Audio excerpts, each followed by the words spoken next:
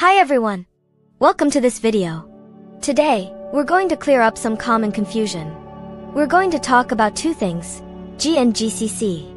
Many people wonder if they are the same or different. Let's get straight to the point and understand what each one means. First, let's understand GCC. GCC stands for GNU Compiler Collection. It is a very important tool for programmers. Think of GCC as a powerful translator. You write your code in a language like C or C++. This code is human-readable. But your computer doesn't understand it directly. Your computer understands machine code. GCC takes your human-readable code and translates it into machine code. This machine code is what your computer can run. So, when you write a C program, you save it as a.c file. Then, you use GCC to turn that .c file into an executable program. For example, you might type gcc myprogram.co myprogram in your terminal. This command tells GCC to compile myprogram.c and create an executable file named myprogram. GCC is not just for C. It can compile many other languages too. These include C++, Fortran, Java, and Go. It's a collection of compilers, hence the compiler collection in its name.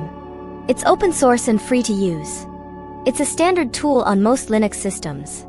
It's also available on Mac OS and Windows. It's a fundamental part of software development. It handles several steps in the compilation process. It preprocesses your code first. It then compiles it. After that, it assembles it. Finally, it links all the parts together. This multi-step process creates your final runnable program. GCC is a complete and powerful compilation system. Now, let's talk about G. This is where it gets interesting. The short answer is, G by itself is not a standard command or compiler. There isn't a widely recognized program or compiler named simply G. If you type G into your command line, you will most likely get an error. The error will say something like command not found. This means your computer doesn't know what G refers to. So, if you've seen G mentioned, it's probably one of a few things. One common possibility is a typo.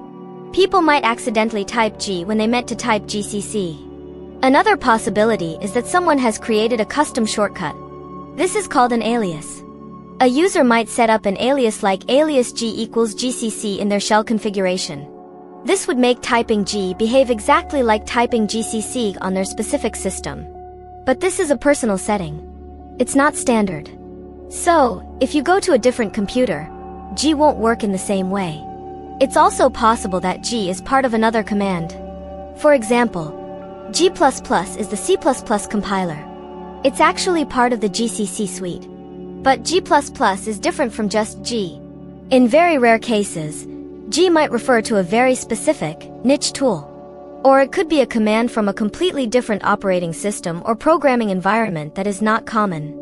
But for general programming, especially with C and C++, G is not a standalone compiler.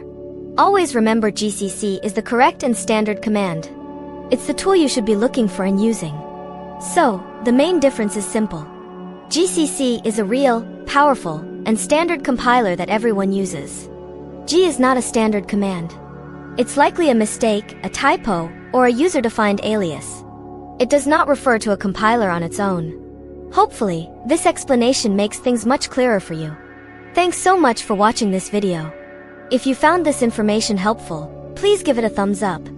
And don't forget to subscribe to the channel for more helpful tech explanations and programming tips. Your support helps us create more content like this. See you in the next video.